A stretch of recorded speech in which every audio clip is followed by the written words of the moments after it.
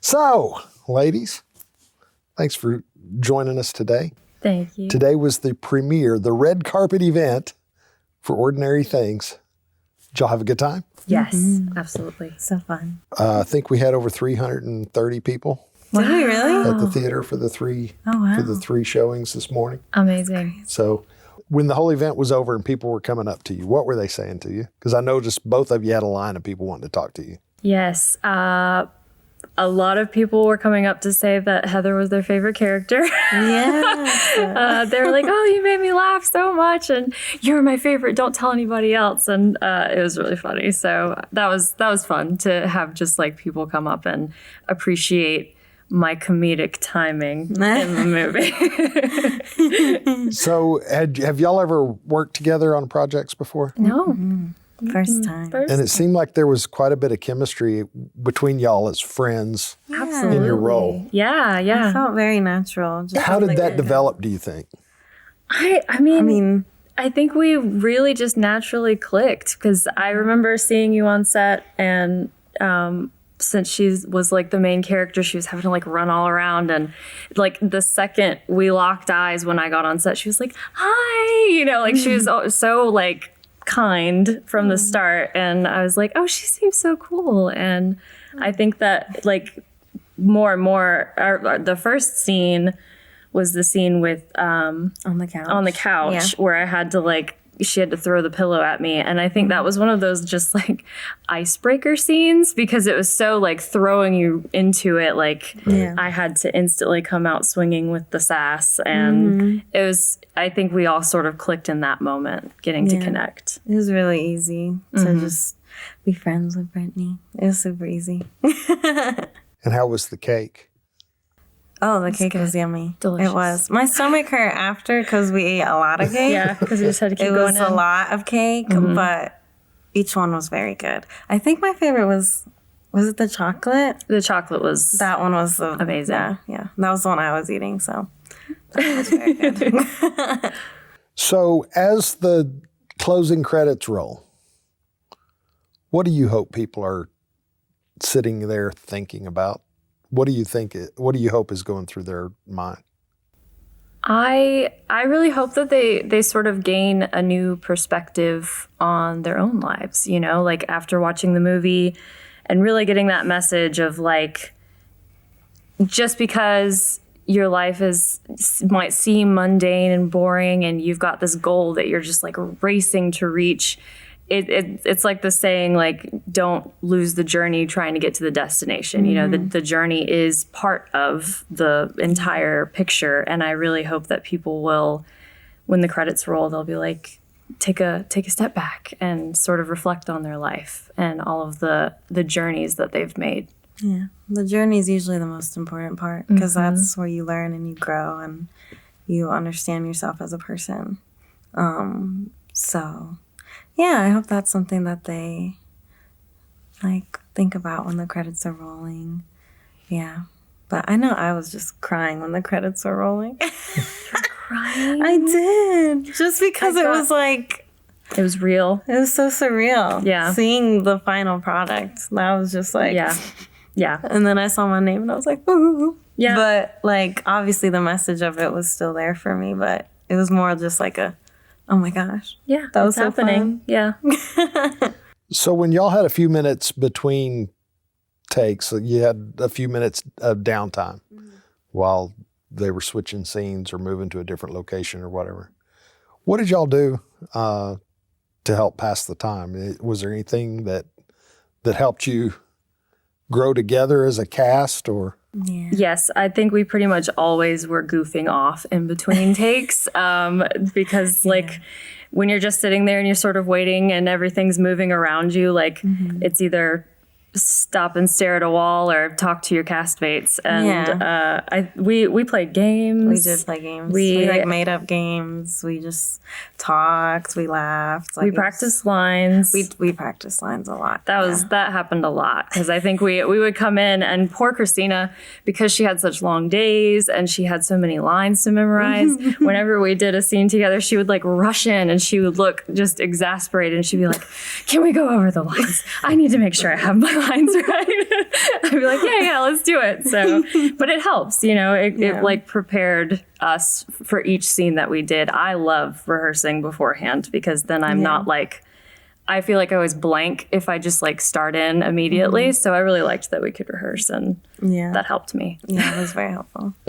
I know when TC was on set, he liked to play games too. He did. He did. Tell me about one of those. There was this one where basically there was this scene where he like comes to the house and he has like a present for like a wedding gift present, and we were filming like his coverage for it, and he had the gift bag, and then like there was a lot of downtime that day for some reason, and so we just like started talking, and then he was like, oh, I bet you can't guess what's in the bag.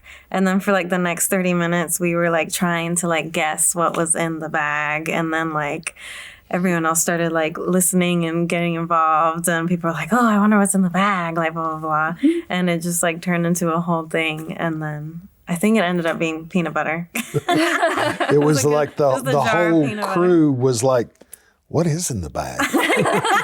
All of a sudden, everyone was like, what's in the bag? Like, that was the most important thing happening on set. It helped keep it kind of loose and For sure. from getting tense. Yeah, because it's just helpful. Like, I feel like as actors, like, sometimes you just need to, like, keep it loose, because if you're just, like, serious the whole time, it's just like no fun, you know. You gotta, like, there are moments for that, and then there are moments to just like have fun, let loose, right? Because that'll help with your acting as well, I think, in my opinion. Yeah, it'll help you realize that the whole time you were like tense, and then the second that, you know, someone's like, let's play a game, you're like, ah, and then you realize you're like, oh, okay, I need to relax, I need to cool it. So how much of Britni shows up in Heather? So one of the things that drew me to Heather was how sassy she was. I was like, oh, this seems like so much fun. I really want to play a sassy character. I myself in real life am pretty sarcastic, and like I make like quips with people a lot, and that's just sort of my vibe. Not nearly as snarky as Heather is, though. But there was quite a bit of myself and Heather, I think. And one of the things that my dad said when he got out of the movie was, he was like, you know that part where you lifted the cell phone up really high and Danny couldn't reach it? That was so you. And I was like, it's really funny because that's sort of like was the most improv scene of just like me holding it up and being like, oh, if only you were taller. He was like, that was so you. That's just Britni all over it. That was funny. And you couldn't reach it. No. You know, people do that a lot in my life. Do they? Yeah. How do you feel about that? You know, at this point, I just take it. Or get a platform to step up on. Or an exactly. apple box. An apple box. Some platform shoes. Exactly. Platform shoes are very helpful. Or heels. Yeah. That helps out in life. Speaking of which, those shoes that how tired did you get of those shoes you were wearing with the wedding dress? It was pretty tiring. Like, honestly, compared to other heels that I've worn before in my life, those are pretty comfy. But wearing those for hours and hours, being in a dress and standing in like one spot for a long time, that's when your feet start to go numb. So it was pretty tiring. But I mean, I was able to wear my Crocs in some scenes. I saw they made it in the. When I came in the wedding dress, I didn't know that you could see them. Yeah. But they were there. They helped though, because they also were platforms. So how did y'all handle the late night shoots? Because there were a couple of nights that, like the closing scene, we had to kind of rush that a little bit because the sun was starting to come back up.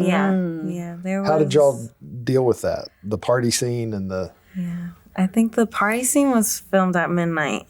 It was like around midnight. And then we did the scene between Heather and Danny, like right after the party where they have that little like moment. That was around probably like 2. And I think we were both definitely starting to feel delirious. Yeah. I remember, like, before that scene, I think I had gotten a cup of coffee because I was like, I need some coffee to wake up, because I knew I had that final, like, big moment scene with Julian. And I was like, this is, like, one of the most important scenes. Like, I need to be awake. So coffee definitely helped, but it was still, like, I think it was 4 a.m. when we did that scene. And I was definitely, like, falling asleep because they'd yelled cut and I'd be like... and then they'd be like, okay, we're starting. And Julian would be like, okay, we're starting. I'd be like, okay. Yeah, that scene is a whole lot less moving if you fall asleep in the middle of it. Right? Exactly. Yeah. So that's why I was like, I need to be awake. I mean, props to you though, because the scene was amazing. Thank you. You were like, when you were on, you were on. So even though I know, like, I know behind the scenes when we were doing our scene, they would yell cut and we would just be like, oh, okay. And we would just sit there like with our eyes closed and they'd be like, Britni, go reset. And I'd be like, okay, sure. Yeah, but it was still really fun. I just tried to preserve my energy. I feel like the later it got, I was like, I need to just preserve it for when they yell action. So, yeah. So what is one thing that you hope people walk out of this film thinking or feeling?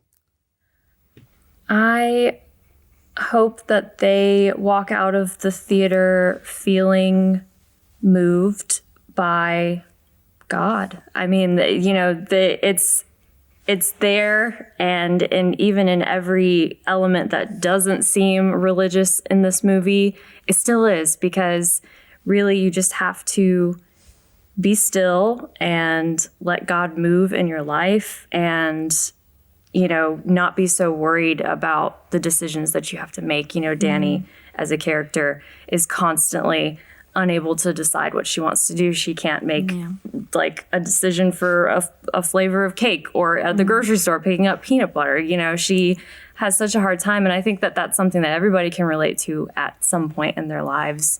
You can't make that decision, but if you just be still and let God move in your life, you'll find that there are blessings in abundance waiting for you, even if they seem ordinary. Yeah, I feel like that's something, me personally, in my own life, I've been putting so much pressure on making the right choice, the right decision, the right thing to do at the next part of my life, because I feel like I need to have it all figured out, like Danny. Well, not anymore. I'm 26 now. But when I filmed it, I was 25. But I'm only 26, so I don't need to have my whole life figured out. But I put this pressure on myself that I just need to make the right decisions in life and make the right choices for myself, my career, my future, just all of it. And I've been learning, which I think Danny also learned in the movie, is just to like let that go and just give it to God. Like let him make those decisions for you, because sometimes it's just not your place to make them. You just have to let life move you, and you're on the right track no matter what. Like there's no like right way to go about things. Like your life is your life, and it's going to go the way God intended. So, yeah. That's great. Ladies, thank you for joining me today. Thank you. Thanks for being a part of this project and bringing all the energy and the fun to it. It's Ordinary Things will be streaming soon, where people can order a DVD. So thanks for being here. Thank you.